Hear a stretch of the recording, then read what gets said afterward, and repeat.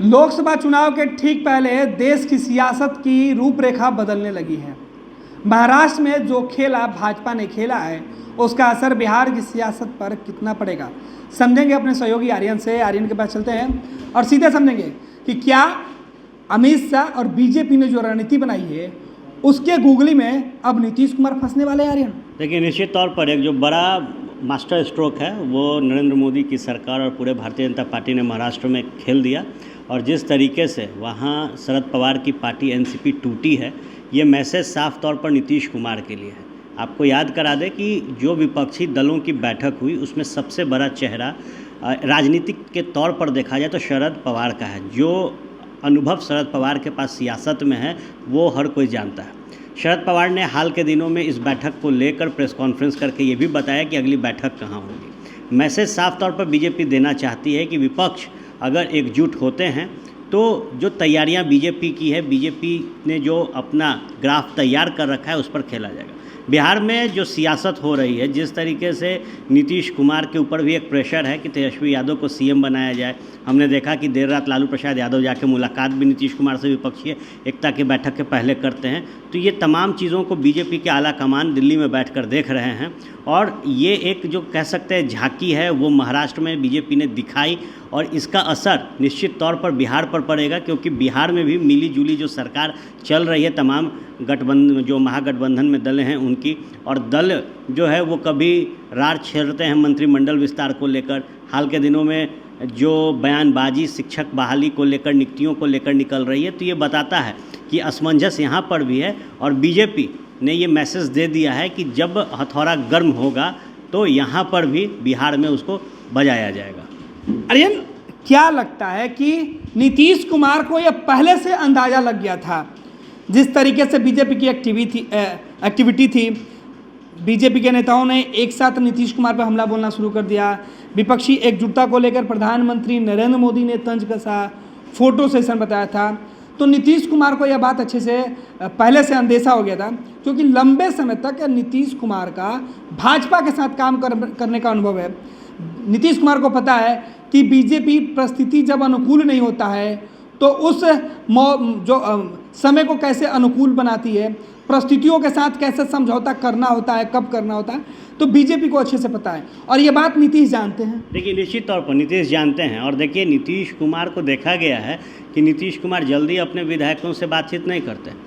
नीतीश कुमार उसके लिए एक प्रोटोकॉल जेडीयू के अंदर है, प्रदेश अध्यक्ष बैठते हैं, बात करते हैं, राष्ट्रीय अध्यक्ष बात करते हैं, पार्टी के और बड़े नेता करते हैं। लेकिन पिछले 3 दिनों में जिस तरीके से सीएम नीतीश ने अपने विधायकों के साथ बातचीत की है, सांसदों के साथ बातचीत की है, नीतीश कुमार समझते हैं कि मौजूदा जो परिस्थिति बन गई है इसमें कभी भी मेरी पार्टी में टूट हो सकता है। और ये दावा नीतीश कुमार के सबसे बेहद करीबी रहे आरसीपी सिंह ने भी किया।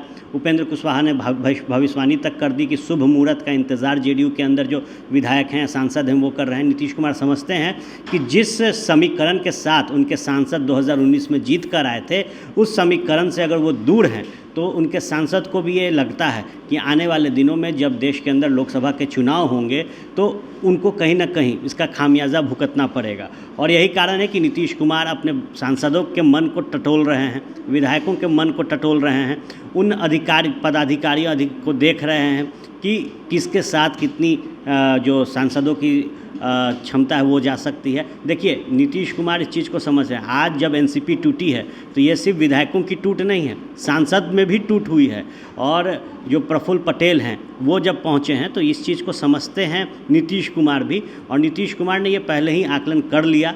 और यही कारण है कि अब नीतीश कुमार बैठक कर रहे हैं अपने विधायकों के साथ क्या कुछ किया जाए। याद करा दें कि जब भी कोई नीतीश की पार्टी को छोड़ के गया, उन्होंने साफ कहा कि नीतीश कुमार ने ये फैसला किया, किसी विधायक से बात नहीं की गई, किसी भी सांसद से बात नहीं की गई कि हम महागठबंधन में जा रहे हैं। तो नीतीश कुमार अब समझना चाहते हैं अपने विधायकों से भी कि क्या वाकई में आप इस गठबंधन में आकर खुश हैं, क्या कमियां नज़र आ रही हैं, और नीतीश कुमार उन कमियों को अभी से दुरुस्त करने में लगे हुए हैं ताकि उनकी पार्टी में भी टूट न हो जाए।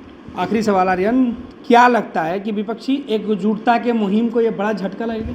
देखिए, झटका कह सकते हैं क्योंकि अभी इस मुहिम की तैयारी हुई है, सिर्फ पहला फलसफा पहली बैठक में देखने को मिला है।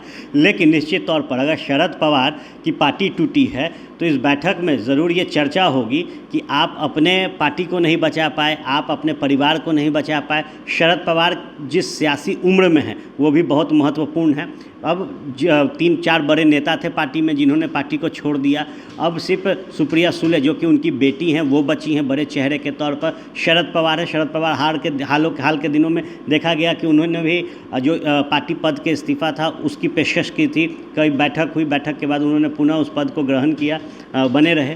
तो निश्चित तौर पर इसका जो स्वरूप है वो देखने को मिलेगा। और एक कह सकते हैं कि आने वाले दिनों में शरद पवार की जब पार्टी टूटी है तो विपक्षी दल जब बैठेंगे तो यहाँ ये भी चर्चा होगी कि शरद पवार क्या महाराष्ट्र में जब लोकसभा का चुनाव होगा तो महाराष्ट्र में क्या शरद पवार को अपर हैंड दिया जाएगा या वो बैक हैंड पर खेलेंगे, क्योंकि मौजूदा परिस्थिति में उनकी लंबे अरसे से चली आ रही पार्टी टूटी है और पार्टी टूटने के साथ ही कई बड़े नेताओं ने साथ छोड़ा है। बहुत बहुत धन्यवाद आर्यन। तो शरद पवार जो अपने घर को नहीं बचा पाए वो देश को जोड़ने चले हैं, देश भर के नेताओं को एकजुट करने चले हैं।